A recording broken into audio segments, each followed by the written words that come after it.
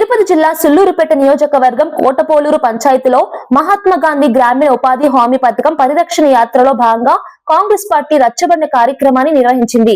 ఈ కార్యక్రమానికి ఏఐసిసి ఆంధ్రప్రదేశ్ రాష్ట్ర అధ్యక్షురాలు వైఎస్ షర్మిలారెడ్డి హాజరై మాట్లాడారు. కాంగ్రెస్ ప్రభుత్వం పేదలు, బడుగు, బలహీన వర్గాల కోసం తీసుకువచ్చిన ఉపాధి హామీ పథకాన్ని బీజేపీ ప్రభుత్వం నీరు గారుస్తోందని ఆరోపించారు. పథకం పేరును మార్చి 125 రోజులు పెంచుతున్నామని చెప్పడం బూటకపు మాటలేనని అన్నారు. పేదవాడికి పొలాలు ఉన్నాయో లేదా, పరిస్థితి ఎలా ఉన్నాయో గమనించి ప్రతి ఒక్కటిని కూడా వైఎస్ షర్మిలారెడ్డి గారు, మా యొక్క పిసిసి అధ్యక్షురాలు అక్క గారు దీన్ని ఎట్టి పరిస్థితుల్లోనూ దీన్ని నిర్వీర్యం కాకుండా ప్రజల పక్షాన, పేదవారి పక్షాన దీనికోసం పోరాటం చేయాలని. అది ఎప్పుడు పడుతుందో తెలియదు. 4 నెలలు అయిపోతుంది, 5 నెలలు అయిపోతుంది, అది 12 రోజులు కూడా వారానికి ఎన్ని రోజులు పోతావు? పని ఉన్నప్పుడు 7 రోజులు పోతాం, మొత్తం పోతావు అని పోయిన సంవత్సరం లాస్ట్ చేసినప్పుడు లాస్ట్ 4 నెలలు వెంకటమ్మ 100 రోజుల పని హామీ తీసుకొచ్చి మజ్జిగ అయితే నీళ్ళు అయితే కరువు పనులు చేయించి మమ్మల్ని అందరూ దివ్యంగా చూశాడు. పుష్కలంగా బాగా మొన్న లేవలేని బిడ్డ బయట వస్తుంటే అట్ట కింద పడిపోయింది గుట్లకి. ఒక్క రోజు కూడా బాగా, ఏ ప్రభుత్వం వచ్చినా ఈ రోజు బాగా చేయాలి. ఎట్టుపోయేది ఎవరిలో బాగా వస్తారు, అర్ధరాత్రిలో సరుకు వాళ్ళని తీసుకొని పోవాలంటామా, ఆన్లైన్ వస్తారు. ఏ ప్రభుత్వంలో మందులు అమ్మొచ్చామా? టౌన్ లో షాపుల్లో పెట్టుకోండి, పల్లెటూరులో మందులు అమ్మి ఎవరైనా వాళ్ళ జీవితం బాగుండదా? ఎవరైనా చూస్తున్నారా? ఎందుకంటే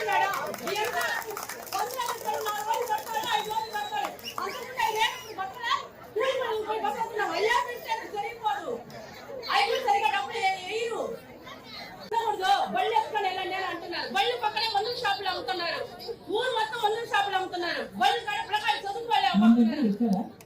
చెప్పండి, అడగాలి ప్రజలు మేము అడిగితే ఎవరైనా మీరు అడుగుతున్నారే, వాళ్ళు అడుగుతున్నారు, వీళ్ళు అడుగుతున్నారు అని చెప్తున్నారు. అడగాలి, ప్రభుత్వం ఏం చేయటం లేదు, అది మాత్రం నిజం. చేయటం లేదు, కూటమి ప్రభుత్వం చేయటం లేదు. మీకు రోజు పట్టింది కాంగ్రెస్ హయాంలో పడ్డాయి రోజు, ఆ తర్వాత రోజు దిక్కులేదు. అంటే కూడా లిక్కరే ఎక్కువ అమ్ముతున్నారు అంటే, లిక్కర్ మాఫియా చేసుకుంటూ, లిక్కర్ వ్యాపారాలు చేసుకుంటూ రాష్ట్రాన్ని నడుపుతున్నారు అంటే ఎంత దురదృష్టకరం. ఆలోచన ఎలా? వైసీపీ ఇదే చేసింది, కూటమి సర్కారు ఇదే చేసింది. లిక్కర్ షాపుల గురించి మాట్లాడుతున్నా నేను. ఎక్కడ చూసినా ఉన్నాయి, బడులు గుడులు ఎన్నున్నాయో అంతకంటే ఎక్కువ లిక్కర్ షాపులే ఉన్నాయి. అవునా? మరి ప్రభుత్వాలు ఏం ఆలోచన చేస్తున్నాయి? ప్రజల గురించి, ప్రజల మేలు గురించి ఆలోచన చేస్తున్నాయా, లేకపోతే ప్రజల్ని మత్తులో పెట్టి పరిపాలన చేసుకున్నాం, వాళ్ళ పార్టీ వాళ్ళు లూటీ చేసుకున్నాం అని ఆలోచన చేస్తున్నారా? మీ అందరిలో కూడా చైతన్యం రావాలి, మీ అందరిలో కూడా ఆలోచన పుట్టాలి. కాంగ్రెస్ ఉన్నప్పుడు రోడ్లు వేసేసారా అన్నా? ఇదే కాంగ్రెస్ జెండా, ఇదే కాంగ్రెస్ జెండా మీ అందరికీ అందరిచ్చింది. ఒకప్పుడు మీ అందరూ ఓట్లు వేశారు, అవునా? మీకేమి కాంగ్రెస్ జెండా కొత్తగా ఇదిగోండి, హస్తం గుర్తు. పెన్షన్ రావట్లేదా? 3 సంవత్సరాలు అంత ముందు వచ్చిందా? 3 సంవత్సరాల నుంచి అర్జీ పెట్టుకుంటాం కూడా 60% ఇవ్వాల్సిన అవసరం కూడా పడదు. ఇది వీళ్ళ కుట్ర.